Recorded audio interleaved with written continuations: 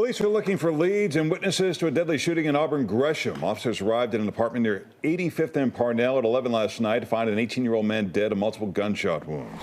This happened just before 7 this morning. Chicago police say officers found one of the men unresponsive on the street near 75th and Sangamon. He had multiple stab wounds. Paramedics took him to the hospital where he was pronounced dead.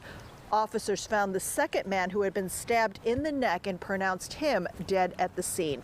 Police blocked off 75th from Morgan to Sangamon as they searched for evidence. Sources here at the scene tell us that a severed arm was found on the railroad tracks. Police say they have no suspects in custody. Detectives have been going door to door asking residents if they saw anything or heard anything. The Trey Stones, also known as Beefy Block, have been a fixture in Chicago's South Side gang landscape since the late 1970s to early 1980s, with their territory stretching across 83rd and Morgan and 85th and Sangamon.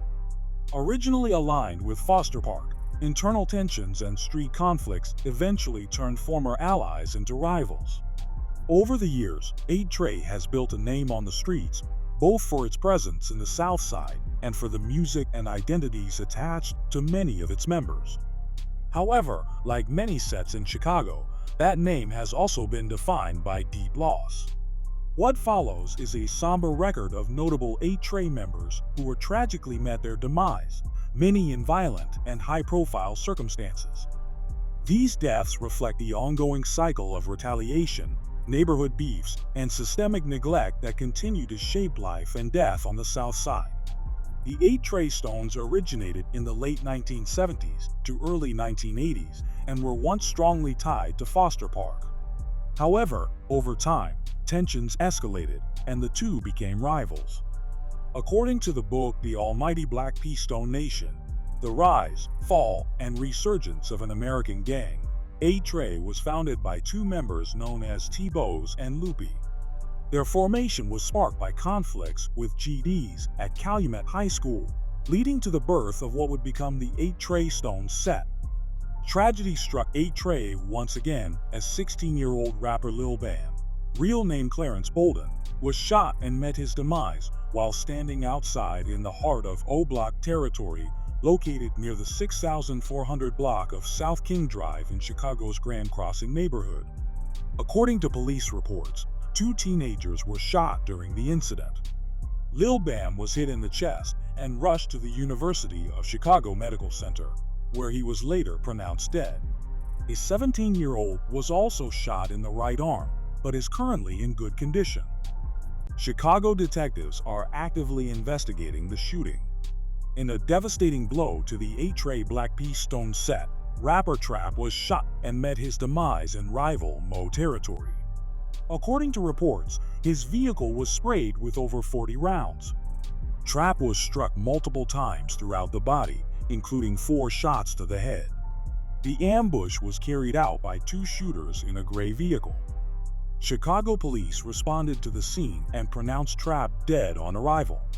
Trap wasn't just known in the streets, he was also pursuing a rap career before his life was tragically cut short. Tragedy struck Trey once again as member Shawn Stone was shot and met his demise in his own hood. According to sources, the shooting was sudden and targeted, adding to the growing list of losses the set has faced. Juicy, also known as James McCoy, was shot and met his demise in his own neighborhood during a drive-by outside a lounge in Auburn Gresham. The incident occurred the 8300 block of South Halsted Street, when someone inside a passing vehicle opened fire into the club. Juicy, originally from Peoria, was hit in the chest and rushed to Advocate Christ Medical Center, where he later died from his injuries. 3 other men were also injured in the shooting. Christopher Keys, aka Chief Beefy, died after he was shot in the Auburn Gresham neighborhood on the south side. Chief Beefy, of the 11,000 block of South Artesian Avenue, was found shot in a vehicle in the 8300 block of South Ada, according to Chicago police and the Cook County Medical Examiner's office. He was taken to Advocate Christ Medical Center in Oak Lawn, where he was pronounced dead. Loop was shot and met his demise by CPD in 1993. 22 years later, his son Chief Beefy was also shot and met his demise. They both died in same age, which is 21.